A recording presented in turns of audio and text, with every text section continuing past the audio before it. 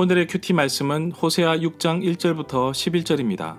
제목, 하나님을 아는 것을 원하노라. 먼저 앞뒤 문맥을 살펴보겠습니다. 나팔을 불어서 전쟁 같은 심판을 예고하여 에브라임은 심판의 날에 망할 것이라고 하였습니다. 남유다와 북이스라엘 모두 하나님의 언약으로 맺어진 백성들이며 자녀들이지만 남유다의 지도자들도 타락한 자들처럼 변질되어 버렸습니다. 나라를 망하게 하고 썩게 하는 병을 깨달았지만 회복할 방법이 없습니다. 그러나 여호와 하나님은 기다리고 계신다고 말씀하십니다. 고난을 당하여 여호와를 찾으며 돌아올 것이라고 말씀하십니다. 호세아는 이스라엘에게 회개를 촉구합니다. 여호와께로 돌아가자고 하면서 힘써 전력을 다하여 여호와를 알자고 합니다. 비록 상처를 입었으나 회복될 것이라고 희망의 메시지를 전합니다. 심판이 번개처럼 내리치듯이 모든 주권이 하나님께 달려 있습니다. 여호와께서 원하시는 것은 제사가 아니라 진실한 사랑이며 태워드리는 제사, 번제가 아닌 여호와를 아는 지식이라고 합니다. 백성들이 하나님을 아는 지식이 없어서 망합니다. 이스라엘은 몸을 더럽혀 심판의 날이 정해졌으나 백성을 회복시켜 주시겠다는 약속을 하고 계십니다. 문단을 나눠보겠습니다. 1절부터 3절은 이스라엘의 피상적인 회개, 4절부터 6절은 하나님의 반응, 7절부터 11절은 이스라엘의 반역과 악행 고발. 1절에 보면 내용적으로 볼 때 이스라엘의 회복으로 보입니다. 여호와께 돌아가자는 말은 회개하여 돌아가기를 바라고 있고 여호와께서 도로 낫게 하실 것과 싸매어 주실 것이라는 표현을 보면 회복의 메시지가 강합니다. 그러나 이 구절에 대한 주석이나 참고 자료를 보면 공경에 부딪혀서 자기들끼리 서로 권하는 말로 표현하고 있습니다. 그런 이유는 2절에 잘 나타나 있습니다. 2절에 보면 여호와께서 이틀 후에 살리시며 셋째 날에 일으켜 주신다고 하는데 이스라엘 백성이 진정으로 바란 것은 참다운 회개보다는 정말 빠른 회복이었습니다. 이틀 후 라는 표현에서 볼 수 있는데 하나님보다 풍요에 있다고 설명하고 있습니다. 이스라엘 백성에게 꼬리표처럼 따라다니는 것은 바알 신앙의 모습이 그들의 삶에 나타난 것입니다. 농경 사회로 정착하게 된 이들에게 나타나는 대표적인 바알 신앙의 모습입니다. 풍요를 기원하는 바알의 신앙이 이스라엘 사람들의 생각과 사고에서 묻어나고 있는 것입니다.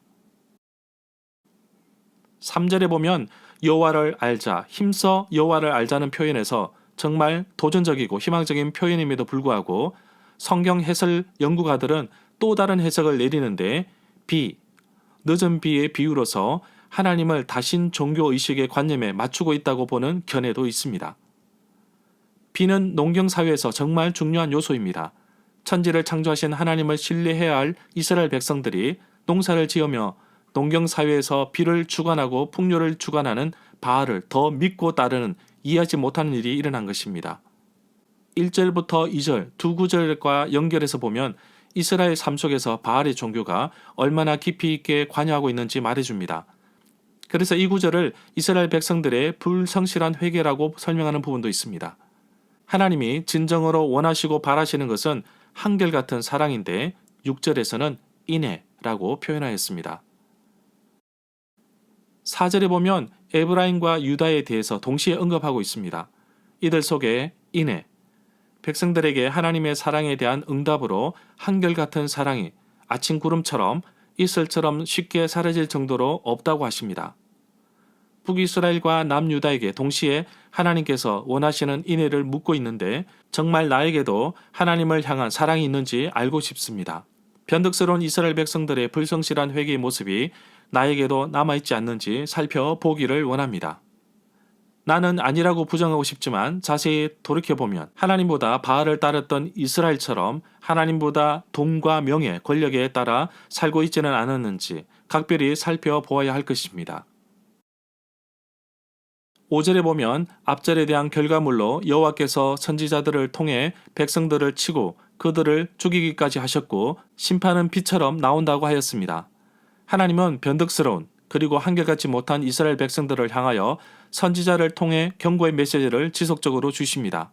그래서 이스라엘 백성들은 귀찮고 힘들어하지만 이럴 때가 가장 행복한 것입니다. 누군가 자신의 신앙을 점검하지 않는다면 늘 게으르거나 심지어 안전한 삶을 살 수 있을 것입니다. 6절에 보면 결국에는 하나님이 원하시는 것이 인애를 원하고 제사를 원하지 않으신다고 하십니다. 근본적으로 제사를 통해서 하나님께 나아가고 그 제사를 통해 하나님의 백성임을 증명하는 것인데 진정으로 하나님이 원하시는 것은 인애, 변하지 않고 한결같은 사랑이었습니다. 그리고 제사 중에서도 가장 중요한 번제보다 더 원하시는 것은 하나님을 아는 것입니다. 이스라엘 백성이니까 제사를 드려야 하는 단순한 의무에서 벗어나 제사의 진정한 의미를 깨닫고 백성을 향한 하나님의 사랑을 깨닫는 것입니다. 인애에 대해서 알아보겠습니다. 인애는 히브리어로 헤세드인데 은혜, 긍휼, 자비, 신실한 사랑을 뜻합니다. 7절에 보면 아담이 첫 땅에서 살아가는 동안 죄를 범하여 죄악 가운데 사는 것처럼 이스라엘 백성들도 가나안 땅에 들어가서 하나님과의 약속을 깨고 불순종으로 살아가던 이스라엘 백성들을 대신해서 잘 표현하고 있습니다. 8절부터 9절에 보면 길르앗은 악을 행하는 자의 고을이다 라는 표현과 더불어 피 발자국으로 가득 찼다고 표현합니다. 강도떼가 사람을 기다리듯 제사장의 무리를 세겜에서 살인하였는데 사악한 행동으로 묘사됩니다. 그러나 실제로 이 사건이 어떤 사건인지는 알려진 바 없습니다. 10절에 보면 이스라엘 집에서 가정한 일은 바로 에브라임이 음행한 일로 인해 이스라엘이 더럽혀졌다는 것입니다. 유다에게 경고의 메시지를 던지십니다. 절마다 상세한 설명과 구절 해석, 핵심 내용과 중심 줄거리는 네이버 블로그에 올려져 있습니다. 내게 주시는 교훈입니다. 이스라엘의 악행을 잘 표현하는데 그들의 회개 모습과 더불어 변덕스러운 신앙의 모습을 보며 얼마나 위선적이고 형식에 지나쳤는지 잘 말해줍니다. 하나님이 원하시는 것은 제사보다 인애를, 번제보다 하나님 아는 것이라고 하는데 우리는 거꾸로 살고 있지 않는지 한번 살펴봅시다. 예배 현장에서 마음과 뜻을 다하여 예배 드려하는 그 순간에 우리는 예배 순서와 역할과 봉사에 더 많은 신경을 쓰지는 않는지요. 주일 새벽부터 밤늦게까지 성가대며 주방 봉사며 주차 봉사, 교사. 때로는 목회자보다 더 헌신적으로 일하는 여러분들은 정말 주일날 하나님과 얼마나 가깝고 깊은 교제를 즐기십니까? 6절의 말씀이 어쩌면 하나님이 빠진 예배를 드리는 우리에게 경고의 메시지를 던지고 있지 않는지 살펴보기를 원합니다. 하나님이 진정으로 원하시는 것은 바로 번제보다 하나님을 아는 것이라고 합니다.